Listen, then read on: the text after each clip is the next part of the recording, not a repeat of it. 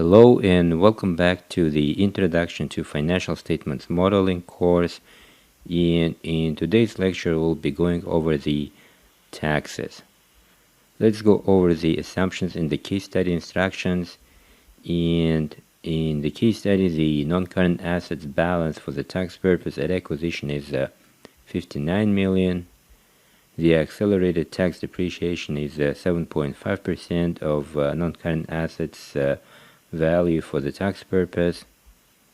And as a result of accelerated tax depreciation, the company has accumulated a deferred tax liability of 15 million, and then the corporate tax rate is 25%.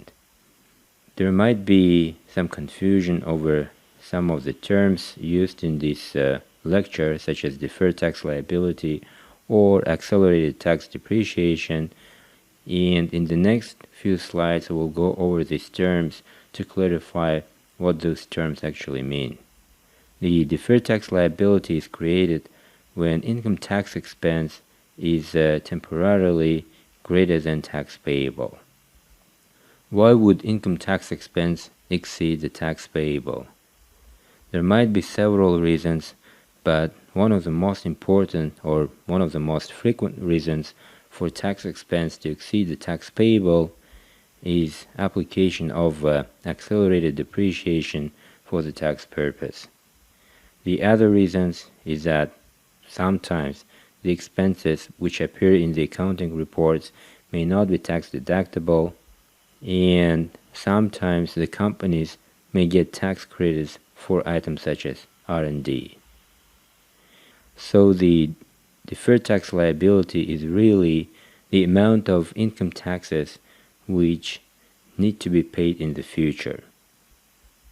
The accelerated depreciation is a depreciation expense which is greater than the depreciation expense under straight-line depreciation method, and it's greater than straight-line depreciation expense in the early life of the asset.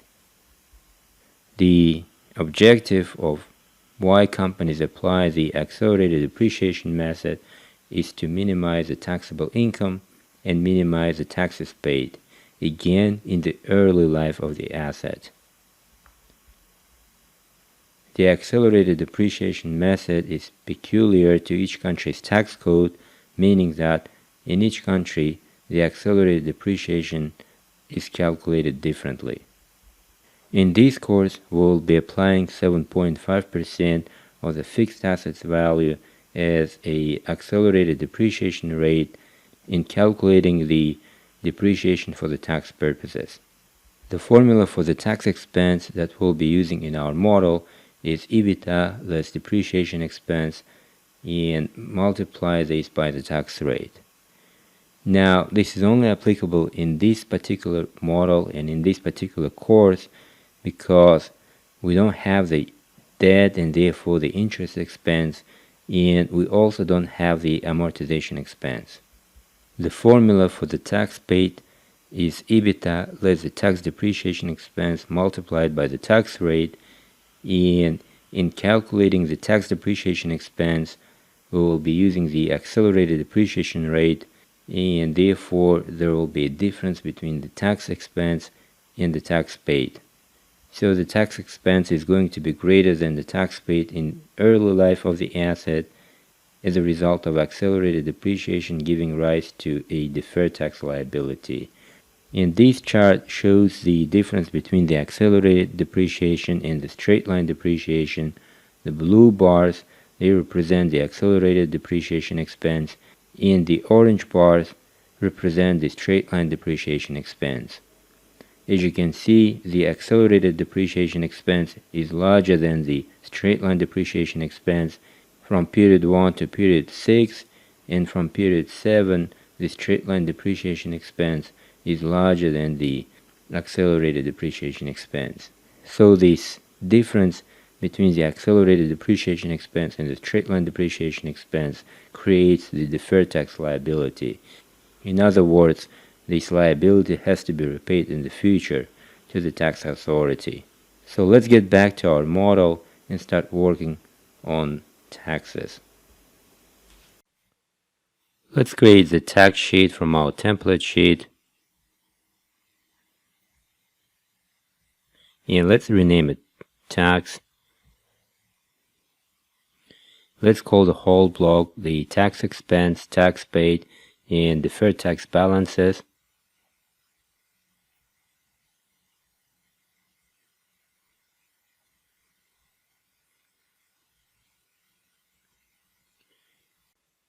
And the first item that we'll be modeling will be NCA for the tax purpose.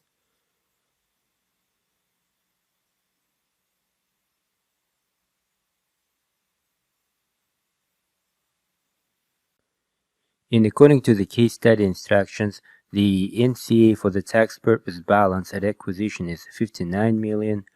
And let's put it as a placeholder here.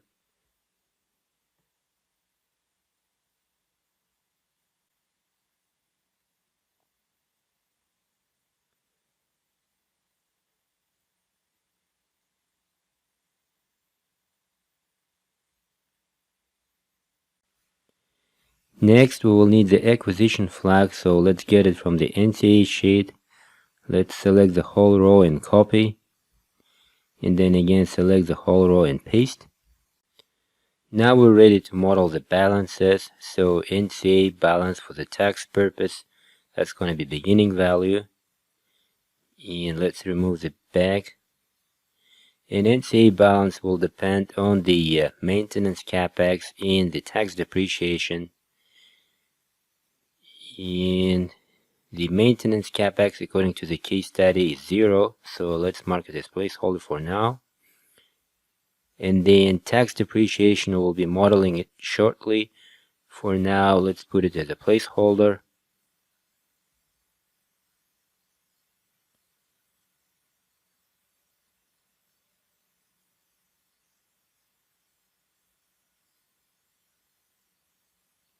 So beginning NCA balance for the current period will equal to the ending NCA balance in the previous period. In the ending NCA balance in the current period, we're going to be using if formula. So if the acquisition flag is equal to 1, then we want the NCA balance at acquisition, anchor it. Otherwise, it's the beginning NCA balance plus the maintenance capex less the tax depreciation. Let's select the cells from beginning to ending balance, copy, cross, and paste. And now we're ready to model the tax depreciation.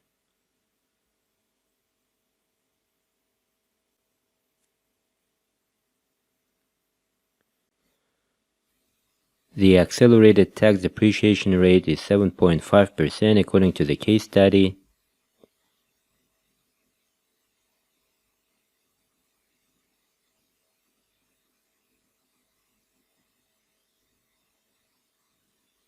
Let's fill this yellow.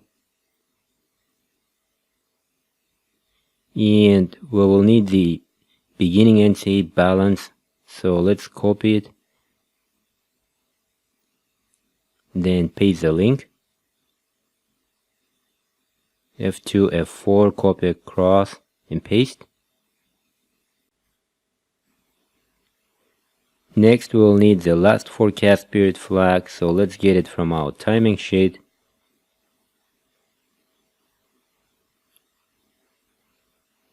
Paste the link.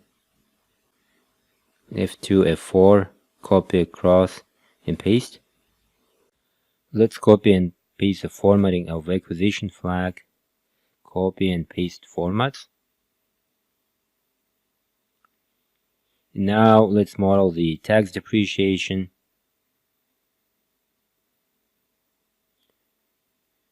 And we'll use the if formula. So if the last forecast period flag is equal to 1,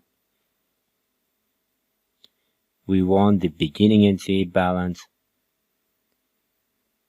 Otherwise, we want this accelerated depreciation rate, anchor it, and multiply by the beginning NCA balance.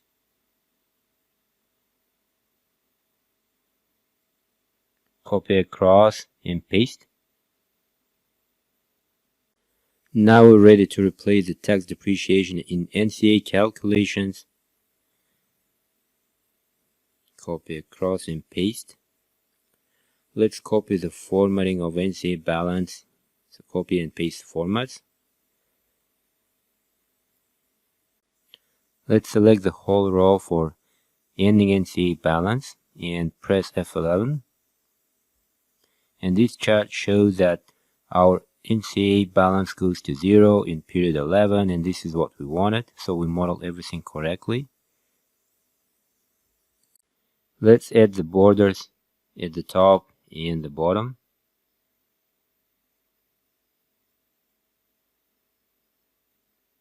And now we're ready to model the tax paid. We will need the EBITDA calculation, so let's get it from our financial statements. Let's mark it red. This will be exported. Copy and paste the link. Copy across and paste. And let's get the formatting. This is blue because it's imported link. Next, let's get the tax depreciation. Copy the whole row and paste. And the income subject to the tax.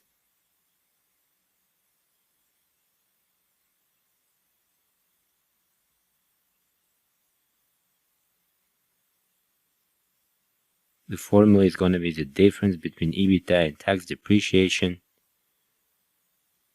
Copy across and paste. And the corporate tax rate according to the case study instructions is 25%.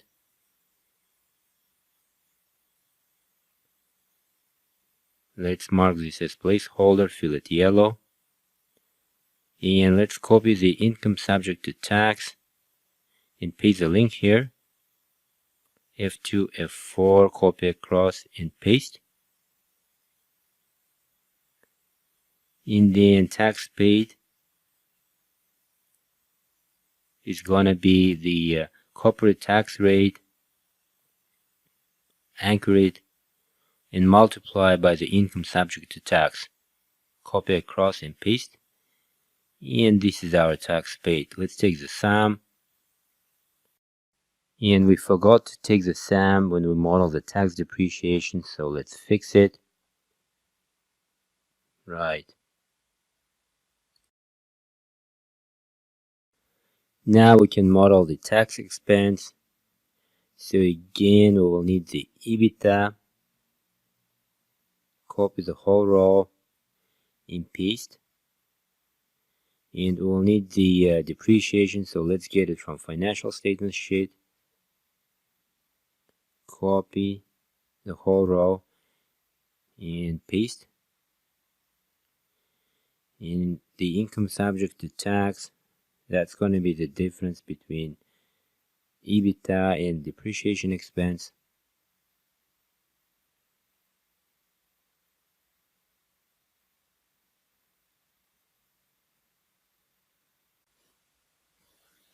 Now we can copy the whole block of tax paid calculation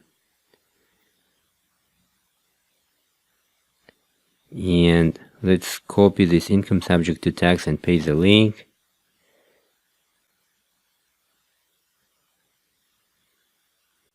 And the tax paid is really tax expense, and we need to change this formula. It's going to be the corporate tax rate multiplied by income subject to tax. Copy across and paste. And then let's change this tax paid to tax expense. So we model the tax expense and tax paid. Now we can model the deferred tax balances.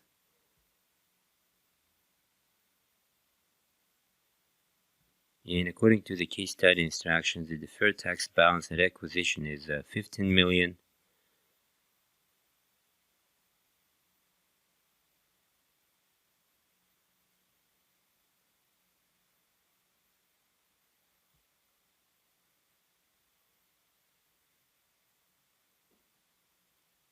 Let's mark it as a placeholder. and we will need the acquisition flag. Just copy from here and paste. And then the deferred tax balance, the beginning balance. And let's remove the beginning from here. And the deferred tax balance will be affected by the tax expense and tax paid. So let's copy the tax expense and paste it here, the link. Then F2, F4, and let's get the tax paid. Copy and paste the link. And F2, F4. Copy both across and paste.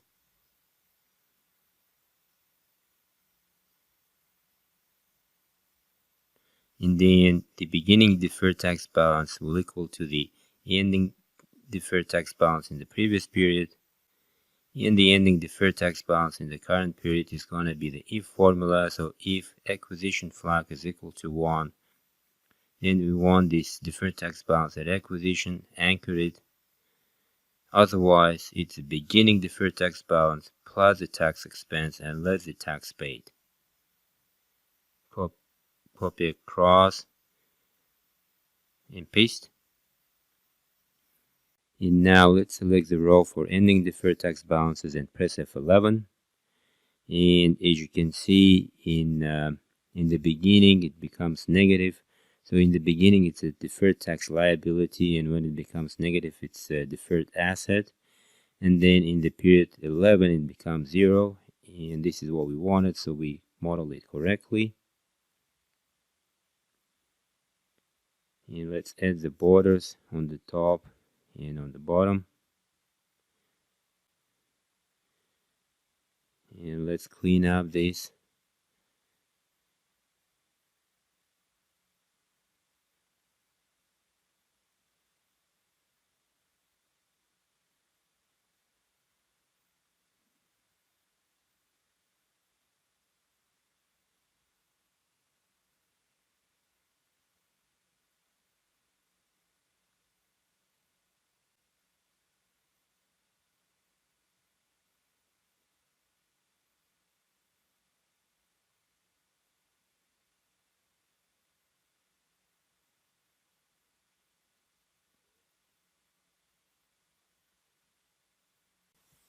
So the tax paid will go to the cash flow statement, and the tax expense to P&L.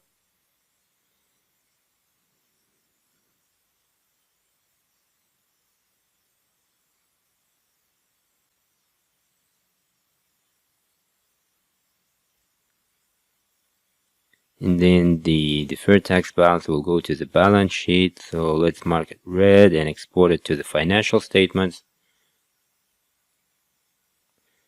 Copy and paste here. F2, F4, copy across and paste. Let's get the formatting, copy the whole row and paste special formats. Go back. Let's get the tax expense. We'll go to the profit and loss.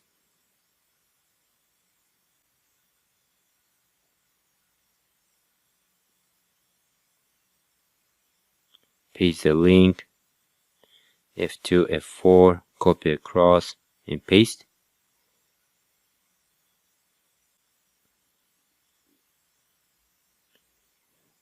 And let's go back and get the tax paid.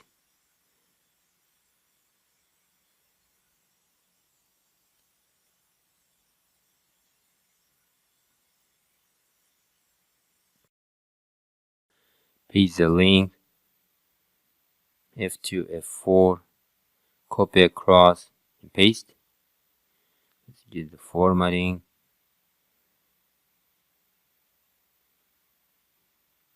Alright, and we are done.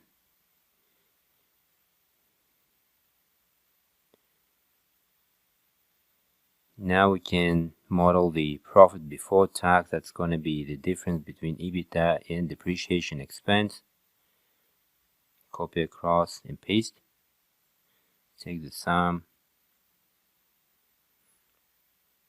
And let's remove the fill. And profit after tax, that's going to be the profit before tax less the tax expense. Copy across and paste.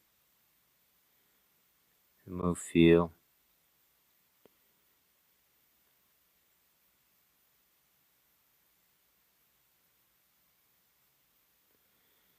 And the total assets, that's going to be the sum of retained cash and NCA balance. Copy across and paste. And in the same fashion, the total liabilities, it's going to be the sum of deferred taxes, share capital, and retained earnings.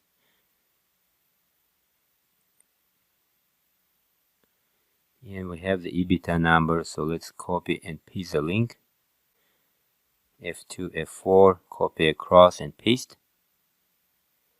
Let's remove the fill. And then the operating cash flow is gonna be EBITDA less tax paid. Copy across and paste. Let's take the sum. And let's remove the fill. And the cash flow available for dividends, that's gonna be the difference between operating cash flow and the share capital redemption. Copy across and paste. And let's remove the fill.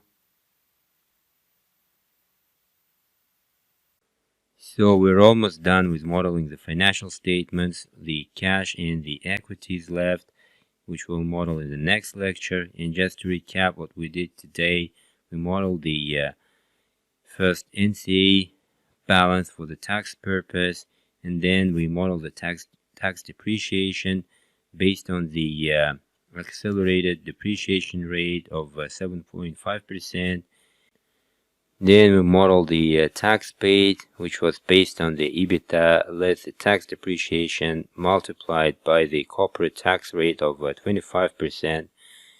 And then we modeled the tax expense, again based on EBITDA and this time depreciation expense, the same corporate tax rate of 25%. And the tax expense and tax paid went into the modeling the deferred tax balances, and we linked all of these items to the financial statements. So that's all for today, and see you in the next lecture.